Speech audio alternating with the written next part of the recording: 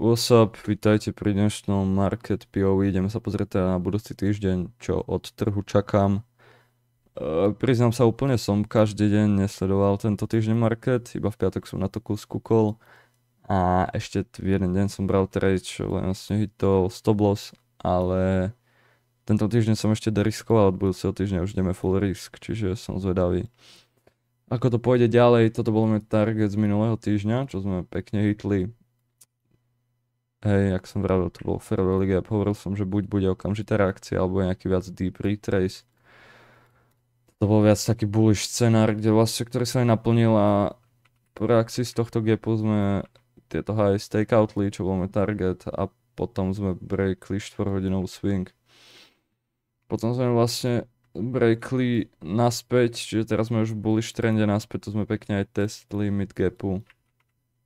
Aj tento, skoro sme hitli aj tento demand.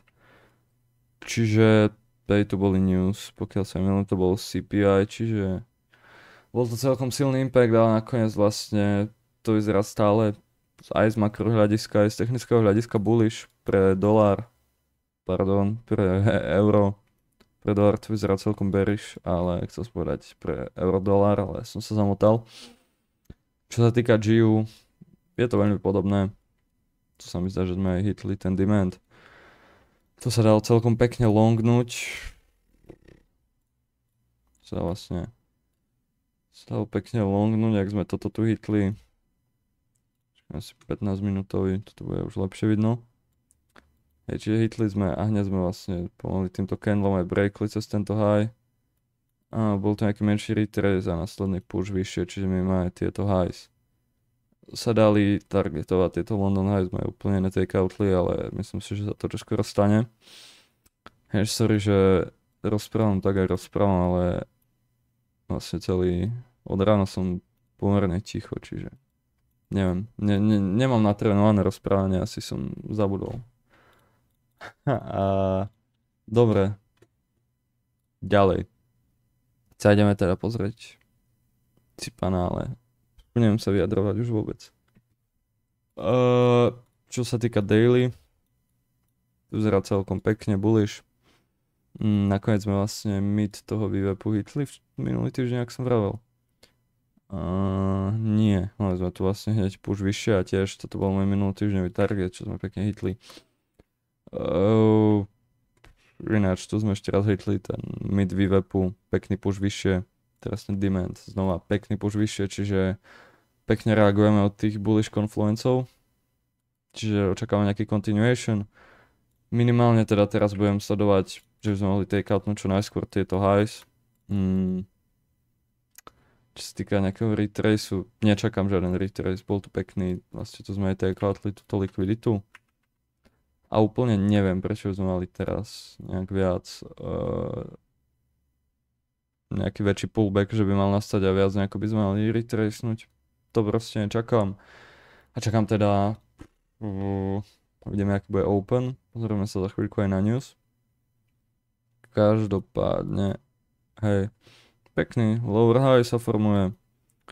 Teraz očakávam, možno bude nejaká menšia konsolidácia, ak sa to otvorí a potom by sme mali pushnúť hore a targetovať tieto highs. Ja si myslím, že toto je celkom obvious target. Uvidíme, ako sa zachová cena, keď hitneme ten target. Čo to tak dlho načítava. Ale pokiaľ by sme ho hitli a pušli cez neho vyššie, bol by to parádny bullish sign. Prípadne, ak by zostal nejaký menší pullback, OK, ale ak by to breaklo, dajme tomu 4-hodinovú swing structure, tak to u mňa znamená ako liquidity sweep, že sme mohli spraviť nejaký hĺbší retrace, lebo ak toto by sme už takeoutli, tak fakt ako za mňa tu pôjdeme minimálne po tento high, neviem to až polovyznačovať, čiže minimálne tu, že by sme sa dostali, čiže napríklad, že by sme možno aj tento high mohli takeoutnúť, pokiaľ by sme breakli cez toto.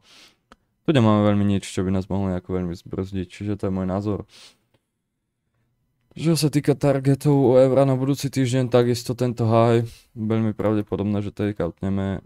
Na obidvoch sme celkom bullish, trošku viac na euro by som povedal, aj keď toto tak nevyzerá ani na tom lower time frame. A je to veľmi podobné. Zatiaľ asi teraz, keď budem longovať, sa budem rozhodovať v daný deň, čo je silnejšie. a podľa toho možno aj bude lepší setup, podľa toho budem longovať. Čiže momentálne same. To by som čakal nejaký reclaim, topu VWAPu a push proste vyššie po tieto highs. Ináč GU, jak hovorím, hej, tiež veľmi podobný scenár. Reclaim a push po tieto highs. To sú tie highs skôr, čiže očakávam, že teda pokiaľ by sme pušli vyššie na obidvoch, tak skôr GU takeoutne tie highs. Verím, že by tam mohla ale pushnúť aj to euro. Nie je to zase tak ďaleko. Uvidíme. Je to koľko? 55 pip move.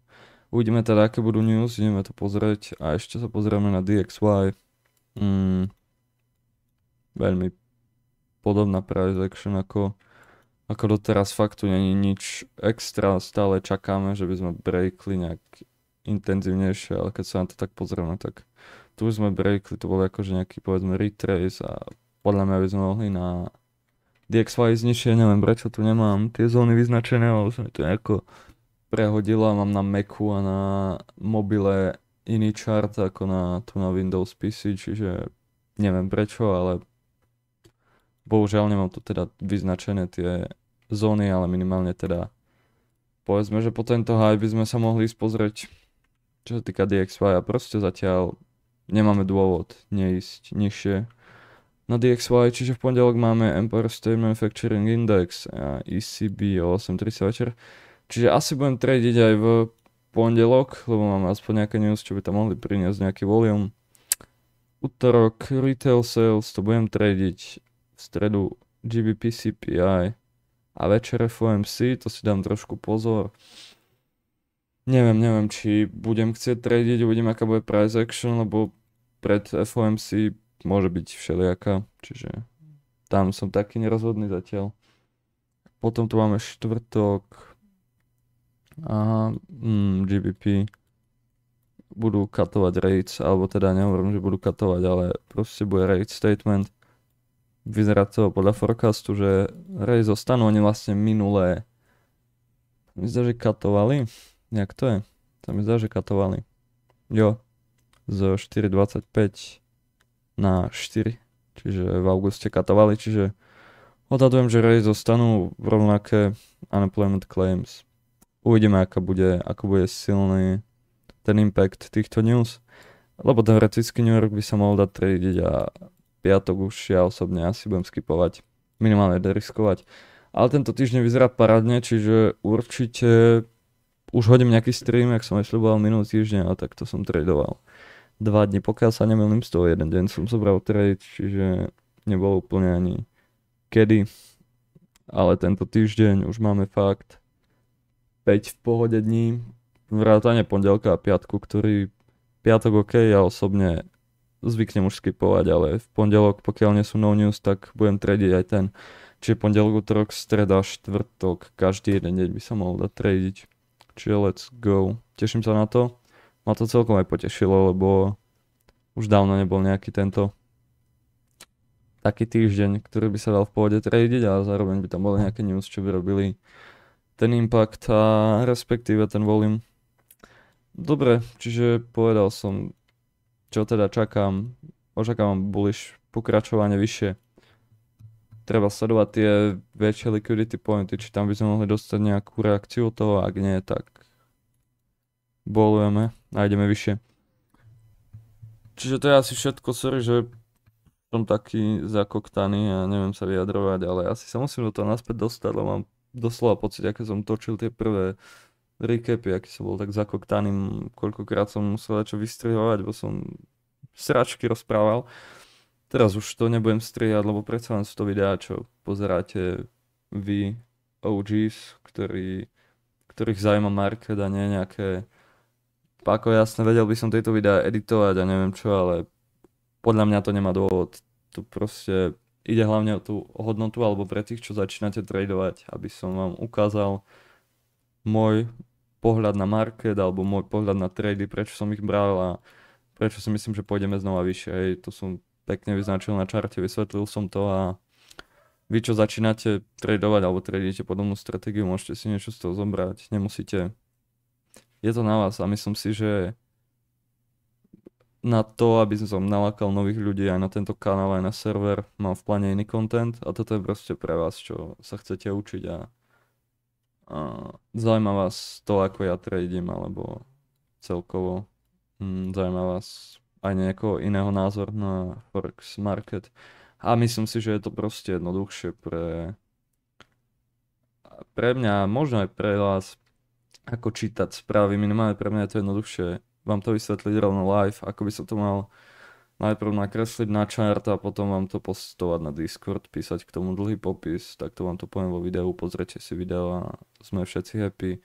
Keď tak ešte sa to dostane k iným ľuďom, lebo tak posledné video napríklad malo celkom dosť views, čo som bol aj prekvapený, neviem ako YouTube rekomenduje tieto videá, ale ja si uvedomujem, no má 70 views, čo je akože nadpriemer v porovnaní s ostatnými. Ale neviem, ako YouTube rekomenduje tieto videá, ja sa nesnažím nejak extra ich robiť clickable a proste zaujímavé.